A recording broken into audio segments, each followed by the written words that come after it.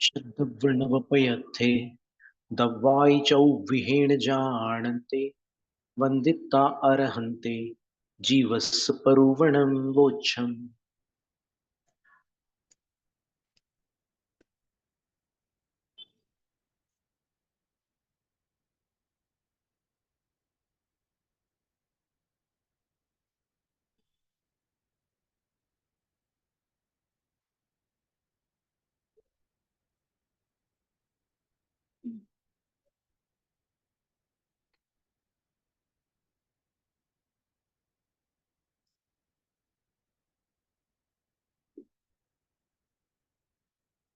अब वेद मार्गणा में स्त्री पुरुष और नपुंसक वेद के लिए स्वतंत्र गाथाएं, एक एक गाथाएं दे रहे। छादयदि स्वयं दोषे न जदो छादयदि परम पिदोषेण छादनशीला नियतम तम मासा वर्णिया इति। जो दोष द्वारा अपने आप को आच्छादित करती है और चूंकि दोष द्वारा वह अन्य को भी आच्छादित करती है, दोष के द्वारा स्व को भी आच्छादित करती है, दोष के द्वारा पर को भी आच्छादित करती है।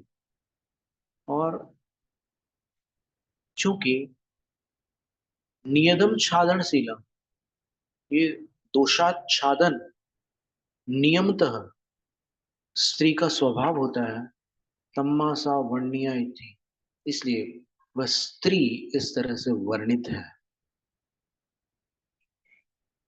अब कौन से दोष, तो हिंदी टीकाकार लिख रहा है, जो मिथ्यात्वादी दोष से अपने आप को आच्छादित करे और मधुर भाषण आदि द्वारा दूसरों को भी आच्छादित करे, वह निश्चय से यह आच्छादन स्वभाव वाली है, अतः स्त्री इस नाम से वर्णित की गई है।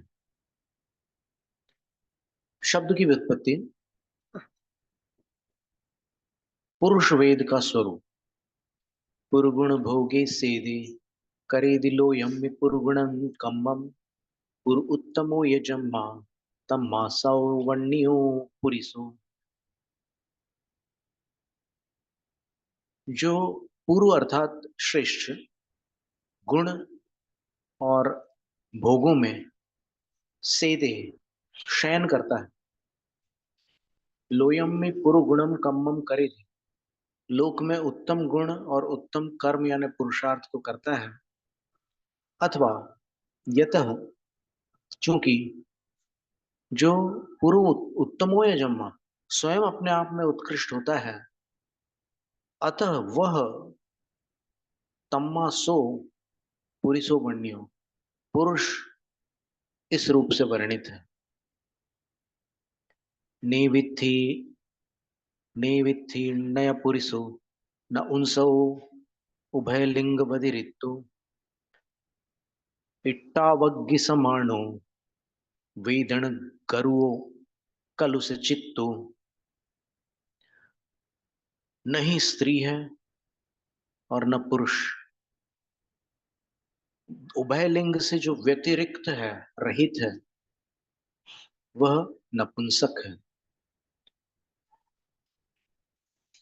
और इट्टावग्गि समाणो, ईंट की अग्नि के समान, जिस भट्टी में ईंट पकाते हैं ना, उसकी अग्नि के समान वेदन गुरु, उस वेद की वेदना से भारी होता है, कलुष चित्त, उसका चित्त कलुषित रहता है। अब एक चौथा वेद भी अभी यहाँ पर लोक में देखने में आता है, उभयलिंगी होते हैं वो। अच्छा, अभी ये बहुत जानकारी का विषय है। वो जैसे अंग्रेजी भाषा में उनको शी मेल बोलते हैं, यानी ऊपर का शरीर स्त्री का और नीचे का भाग पुरुष।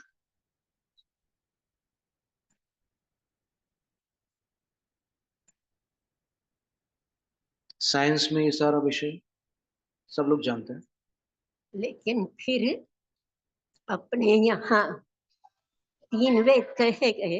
तीन वेद भाव वेद की अपेक्षा से तो है ही हैं, और यहाँ पर तो द्रव्य वेद की अपेक्षा से भी यहाँ पर तीन वेद ही कहे हैं। अभी अपन कल ही पढ़ा था। हाँ, पर ये तो ऊपर से स्त्री है और नीचे से पुरुष है। फिर सिद्धांत का विरोध नहीं है। अब समंतभद्राचार्य महाराज ने जो एक शास्त्र का स्वरूप बताने वाला श्लोक दिया है, आप तो पज्ञ मनुल्लंघ्य मदृष्टेष्ट विरोधकम, हाँ, ये प्रत्यक्ष और परोक्ष के विरोध में न जाता हो। तो अगर वो चीज प्रत्यक्ष आज उपलब्ध है, तो या तो फिर शास्त्र में वो विषय आज अनुपलब्ध हो गया है, ऐसा मानना पड़ेगा। या फिर जो उपलब्ध हो रहा है वो संभव है इस काल के कारण बीच में आया हो। जिनेन्द्र प्रणीत तो नहीं होगा, क्योंकि जिनेन्द्र प्रणीत जो वचन होता है वो कभी भी अन्यथा नहीं हो सकता। That is universal truth. हाँ, द्रव्य नपुंसक क्यों कहेंगे, जब यहाँ नपुंसक के लिए स्पष्ट मना करने की वो स्त्री वेदी भी नहीं है और पुरुष वेदी नहीं। उभय लिंग व्यतिरिक्त हो, दोनों लिंगों से व्यतिरिक्त है। और शीमेल का आप अगर कहीं, अब क्या पता उसमें फोटो में कैसा दिखाते हैं, वो हो सकता है कि देखने योग्य ना भी हो। कोई विकृति हो सकती। नहीं, खैर वो जीन्स की विकृति तो रहती है, जिससे कि आधा शरीर पुरुष का होता है, आधा शरीर स्त्री का होता है।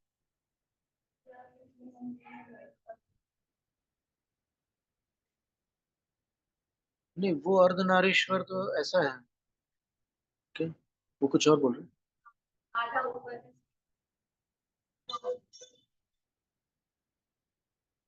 ऐसे बहुत सारे लोग हैं पूरे विश्व में। मिला शी मेल, शी यानी स्त्री और मेल यानी पुरुष। शी मेल, शी का अर्थ स्त्री होता है और मेल का अर्थ पुरुष होता है। तो ये द्रव्य से उनके पास दोनों है। भाव से तो ठीक है, अपन मान सकते हैं कि कोई एक भेद होगा। पर फिर अगर अपन वैसा देखें तो उभय वेदी कोई जीव कहीं किसी काल में आया हो, उसका वर्णन और आज अपने पास उपलब्ध ना हो, अपन ऐसा निर्णयात्मक कुछ नहीं बोलते, क्योंकि आगम के प्रति बहुत सावधानी रखनी होती है। लेकिन चूंकि ये आज सामव्यवहारिक प्रत्यक्ष के रूप में उपलब्ध है,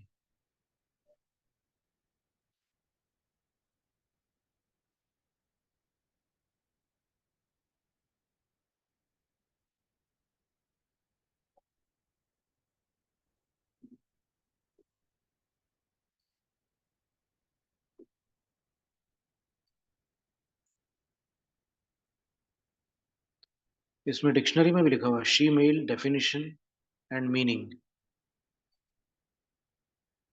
ए trans woman especially with male organs and secondary characters like females.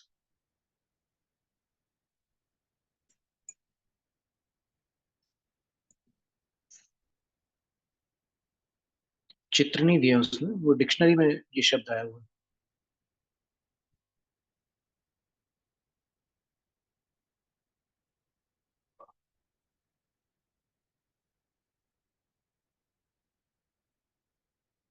तो बहुत से, ये पूरा जगत इतना विचित्र है अभी, प्राणियों का जगत इतना आश्चर्यजनक है कि किसी किताब में उतने प्राणियों का कहीं वर्णन नहीं मिल सकता।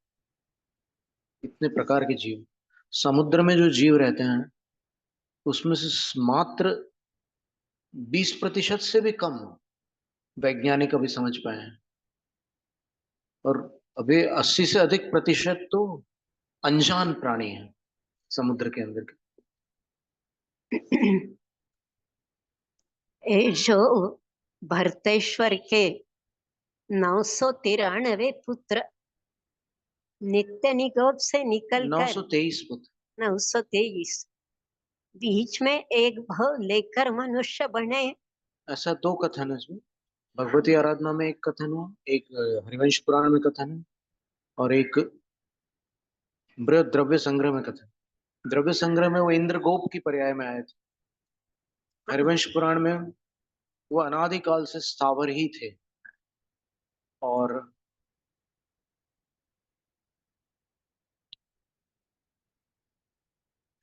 इसमें भगवती आराधना में सीधे निगोद से मनुष्य पर्याय में आ गए। ऐसा तो उल्लेख आया है इसमें छठी पुस्तक में कि सूक्ष्म निगोदिया जीव मनुष्य पर्याय से मोक्ष नहीं जा सकता अगर प्राप्त करता है। लेकिन बादर निगोदिया जीव अगर मनुष्य बनता है तो मोक्ष प्राप्त कर सकते हैं। आपको स्मरण होगा, हाँ। वो गत्यागति चूलिका में या कहीं पर तो है।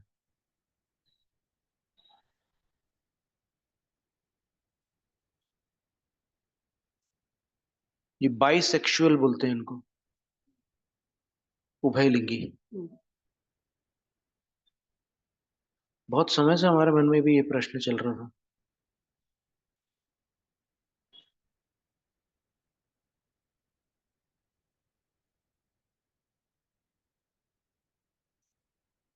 क्या नाम कर्म का कमाल है। इसमें राजवार्तिक में लिखा है ना कि नाम कर्म और ज्ञानावरण कर्म इनके असंख्यात भेद होते हैं, शेष कर्म संख्यात होते हैं।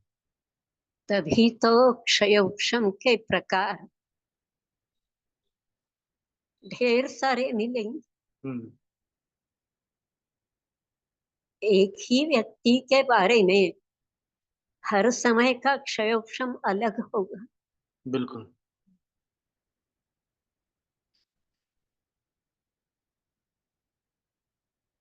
इसमें वेद में और भी भेद है। अब वो आचार्य ने बोला था एक बार, आचार्य विद्यासागर महाराज जी ने, कि वेद का वर्णन पढ़ना हो तो मराठी में एक ज्ञान, जैन ज्ञान कोश है। ओ अज्ञात वाला। हाँ, वो उसमें पठनीय है ऐसा वो बोल रहे थे। तो अभी हम तो पढ़ नहीं पाए उसको, पर अभी हमारे पास संभवतः जैन ज्ञान कोश होना चाहिए इसी बैग में।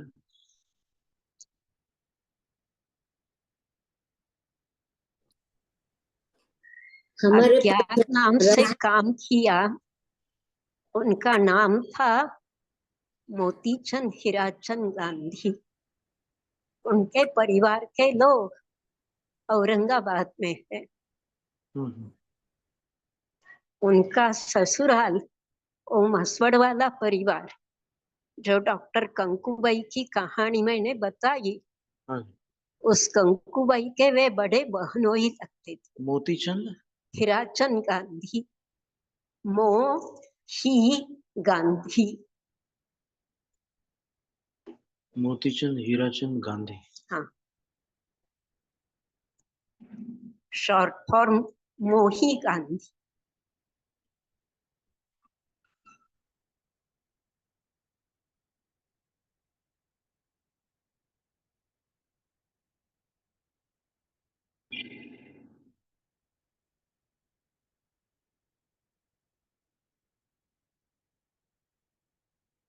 तो अब पता नहीं आचार्य जी क्या बतलाना चाह रहे होंगे उसमें। हमें पूना वालों ने भेंट किया था, हाँ, और उसमें से 3 भाग तो उन्होंने पीडीएफ दिए थे, इसमें आ गए। लेकिन बाकी जो चौथा भाग है वो अभी हार्ड कॉपी में, चारों हार्ड कॉपी में है। चौथा वाला अगर होता तो अच्छा रहता। वो पूना वाली रतनबाई, हाँ जी। उनकी चचेरी साली। हम्म,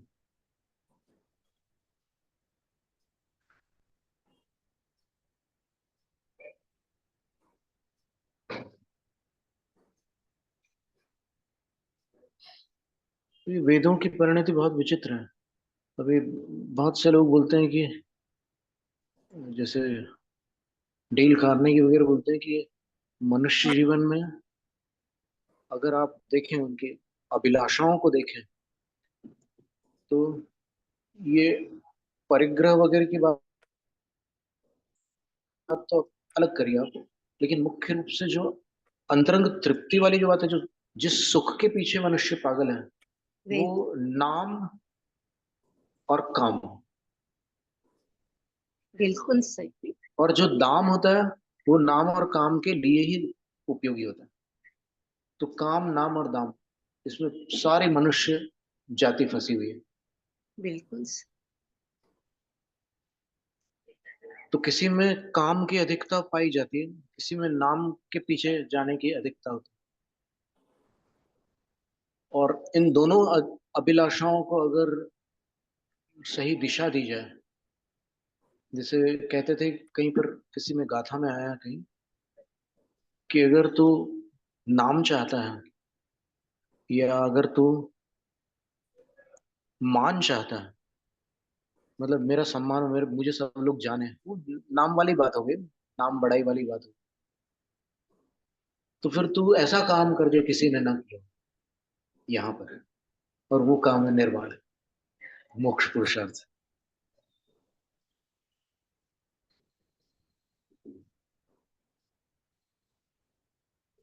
तो ये तीन गाथाओं में इनका वर्णन कर दिया। इसके बाद अपगत वेदी जीवों का वर्णन, वेद मार्गणा में ही वेद रहित जीवों का वर्णन अंत में कर रहे हैं। करिस्तणे टावग्गी सरिस परिणाम वेद नुनुम का अवगयो वेदा जीवा सय संभव नंत वर सुखा। करिश यानी कंडा, तण यानी तृण, और इष्टाग्नि का अर्थ होता है ईटे के भट्टे के अग्नि। तो स्त्री में कंडे की अग्नि जैसा वो वेद का उदीर्णा रूप भाव होता है, पुरुष में तृण की अग्नि जैसा वो भाव रहता है, और नपुंसक में ईंट के भट्टे के समान वो अग्नि रहती है। तो उसके सदृश जो परिणाम है, उन परिणाम, उस परिणाम की वेदना से जो उन्मुक्त हो चुके हैं, रहित हो चुके हैं, वे जीव अपगत वेदी होते हैं। और सय संभव अनंत वर सुख, स्व में उत्पन्न अनंत उत्कृष्ट सुख के स्वामी होते हैं।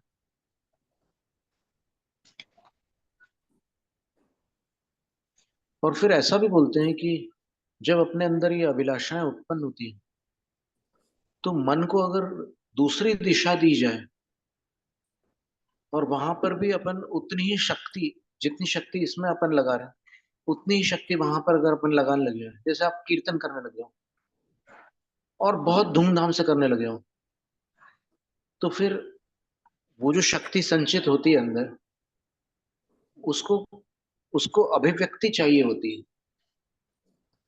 तो आप अगर उस अभिव्यक्ति को सही दिशा में वो मोड़ दें, तो फिर भजन कीर्तन करके या फिर और कोई दूसरा कार्य करके आप उस विकृति से बाहर आ सकते। बिल्कुल। और ये नियम है कि मन को रोका नहीं जा सकता, मन का विषय बदला जा सकता। अच्छे काम में अगर हम मन को लगाएंगे, अपनी शक्ति को उसी में लगाएंगे, तो ये सब वासना दिमाग से निकल और जाएगी। इसमें लोहुस या पेजम, जय धवला की पहली पुस्तक में, हाँ, कि ये जो लोभ है, आत्म कल्याण का जो लोभ है, ये लोभ हमें किसी अपेक्षा से इष्ट है। अच्छी बात है। हाँ, ये लोभ हमें किसी अपेक्षा से इष्ट, जहां तक है वहां तक। तो उसको अगर सही दिशा दी जाए, उसका विषय अगर बदल दिया जाए, तो फिर वो अनिष्ट से बचा लेता है। अपना भी अनिष्ट रोकेगा, औरों के लिए आपत्ति नहीं बनी। बिल्कुल। जो ध्यानत्राय की पूजा है 10 लक्षण वाली, शील सदा दृढ़ क्यों न पाले, शील सदा दृढ़ दृढ़ है, जो जो नर नर पाले, सो औरण की आपत टाले। सो औरन के आपत टाले। 16 कारण पूजा में ठीक है आया, ना? जयमाला में आया। यानी वो किसी के लिए आफत नहीं बनेगा।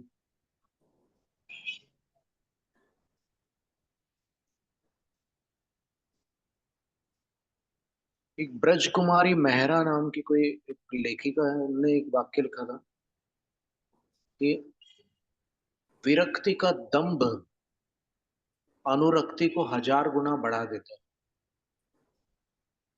दंभ तो दंभ ही होगा। दंभ से क्या अभिप्राय लेंगे? नाटक, ड्रामा। अच्छा, मतलब शो ऑफ करना। हाँ, ड्रामा। डिसीट लिखा है इसमें। दुनिया के सामने दिखा देना कि मैं एकदम शुद्ध हूँ। इसीलिए उसमें आया एक श्लोक, इसमें किस किस ग्रंथ में आया था एक श्लोक, उसमें आया ना रत्नकर्ण की टीका में, कि उसने 4 कपट देखे थे किसी यात्री ने। वो ब्राह्मणी था, उसके साथ उसकी लकड़ी के अंदर वो सोना रखा हुआ था। तो कोई उसका शिष्य बन करके खूब सेवा करने लगा, और फिर एकदम निष्प्रियता बताई उसने, और फिर इवन उनने जो बालों में तिनके लग गए थे वो भी उस घर पर वापस देने चला गया। तो फिर उसने बोला कि जब इतना ये निष्प्रय है तो फिर इसको अपनी लकड़ी दे देते हैं, कुत्ते वगैरह भगाएगा, इसको क्या मालूम कि लकड़ी में क्या है। लेकिन जिस दिन लकड़ी दी उसने, उसके बाद वही चला गया। रत्नकर्ण में एक कथा थी। फिर ऐसे 4 कपट उसने देखे थे, और लास्ट में उसने बोला कि वो जो कोतवाल था उससे राजा ने कहा था कि अगर 7 दिन में तुम उसको अपराधी को पकड़ के नहीं लाते, चोर को, तो उसका दंड तुम्हें दिया जाएगा। तो वो बड़ा चिंतित था। तो फिर ये मिल गया ब्राह्मण। तो फिर इसने पूछा, सबसे पहला प्रश्न पूछा कि यहाँ कोई अत्यंत शुद्ध शुद्ध व्यक्ति है क्या? बोले कि हाँ, एक तपस्वी है। बोले बस वही छोड़ो।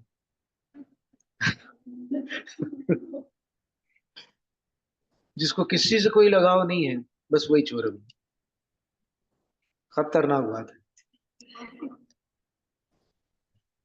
असली में सत्य में प्रदर्शन नहीं होता, और प्रदर्शन में सत्य नहीं होता। बिल्कुल सही। सत्यवादी सोचता है जितना है जैसा है। मुझे किसी के सामने कुछ सफाई भी नहीं देनी है। और जिसे प्रदर्शन ही करना है उसके पास मूलभूत पूंजी कुछ भी नहीं होती है। सिर्फ दुनिया के सामने स्वयं का बड़प्पन दिखाना चाहता। बिल्कुल।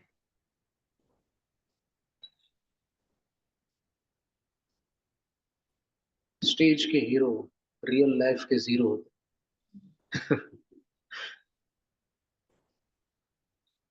वही तो बात है महाराज। जो बॉलीवुड के हीरो होते हैं उनकी निजी जिंदगी कैसी चलती है।